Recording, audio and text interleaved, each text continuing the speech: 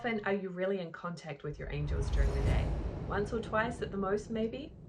Well, today I want to share with you how you can actually deepen your relationship with your angels to be in closer communication with them more often.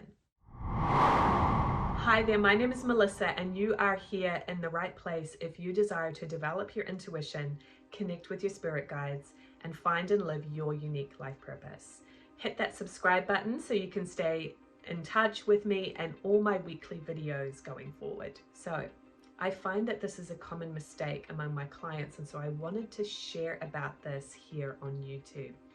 And that is that people don't actually realize how often and how well they can communicate with their angels throughout the day. Sometimes you might think of it as, well, in my morning meditation or maybe my before bed journaling, I connect with my guides. But actually you can be in more constant communication with them. Not to the point where it's overwhelming all the time, but throughout the day, you are actually getting hundreds of hunches and impressions from your angels. And so it's really worthwhile to be more aware of that and to pay attention to it so you can utilize that amazing help that's available to you. So you have a personal team, and if you don't like the word angels, that's fine, don't use it. You could call them guides, helpers, messengers of God. You have a contract with them to help you fulfill what you've come to do this lifetime. You could think of them as master souls. They have been on planet Earth before, they've lived lifetimes here, just as you and I have and are, but they have graduated from the planet Earth level, that spiritual school, so to speak, but they're still learning and growing from the opportunity to help you. Now you've attracted this team that are personal to you. You have a contract with them that was created before you were even born, so that they can be here to support you in what you've come to do this lifetime. They have strengths in the areas that you've come to work with, but you may have concepts that are blocking you from having that closer communication with your angels. It's like we tend to think of it, I know I was this way when I was younger. I would think of my angels as way out there on a cloud. Maybe they'll help me if they really have the time for it, but they're kind of superior to me. It's this religious idea of a hierarchy, okay? And so actually you are on equal footing with your team of helpers. Yes, they have more experience in certain areas. They have a bird's eye view perspective, but they're not better than you. There's no greater or lesser in the spiritual. So they are actually with you all the time. Now you probably have a team. Sometimes people have 3, 4, 5, even more. And so it's not like all of them are with you 24 hours a day. They do move in and out depending on what help you need, but you always have backing there. So what I encourage you to do is start becoming more aware of this as you go about your day. So maybe you're in a situation where you really can't find a parking space. This just popped in my mind because I got a parking ticket last night. So obviously I needed to check in with my guides more to park in the right place. I accidentally parked in a place where there was a sign saying you're not to park there, but I just didn't see the sign. And then I come back and I had a ticket. But in those kind of situations, I was feeling a little bit anxious about being late for where I was going and, I can't find a park. Finally, let me just park here. And so I wasn't relaxed and I wasn't cleansed and I wasn't in touch with my guides who were probably suggesting to me, this isn't the best place to park, right? So my energy became anxious.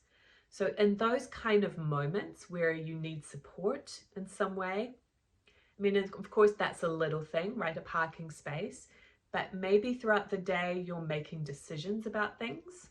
You have to make choices. You're prioritizing your time. Do I do this thing or that thing with this time? There's lots of little decisions and things that we encounter in our day that we can actually ask guidance for support with. And so what I'm encouraging you to do is think about that more.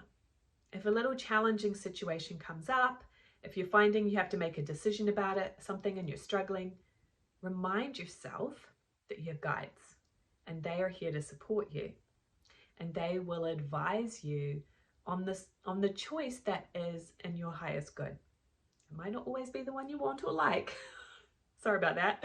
But they will tell you what is in your highest good, and they will help you. And maybe it's not always a direct answer to a question, although if you're a part of my Communicate with Angels course, you will learn how to get direct answers to your questions. But it could also just be a hunch. It could be a word that comes in your mind. It could be a sense, right? And if I'm really honest with that situation yesterday with parking, I kind of had a little sense that I shouldn't be parking there, but I ignored it. So we all do those things, right? There's times when maybe you're not paying attention to guidance, or you're talking yourself out of your impressions. How often do you wish you had a big shoe to kick yourself because you talked yourself out of your impressions? So this is that reminder that you can be in constant contact with your guides. If you want to feel more connected with them, I do also encourage you to have some spiritual routines to support you in that. One of the most important ones is to use the spiritual cleansing technique often. This way you're more relaxed and clear. And also to have some times where you do set your energy on a regular basis by cleansing your environment and checking in with guidance consciously. Because as you do it consciously, with that meditation time in the morning, your journaling time in the evening, or whatever you choose to do, you're building up the trust, you're building up the connection, so that in other times during the day, you can actually tap in as needed. You don't have to do it in such a formal way. It's always available to you, whether you're driving, whether you're talking with a friend, whether you're at work. You don't need to go find your own space to meditate. You can get hunches and all the time. The more you stay cleansed, the more you're going to get that throughout your day. So I want you to know that you can have a friendship and a relationship with your guidance. Maybe you've never thought about it that way. And so I'm here to tell you that that is possible. I do it. Many of my friends and colleagues do it, and my clients, of course. But I know that for a lot of people, it's something that doesn't occur to them right away. So it's like this friendship and this collaboration and support network, so to speak, that you can have with you all the time. Okay, so don't compartmentalize your guidance into just meditation.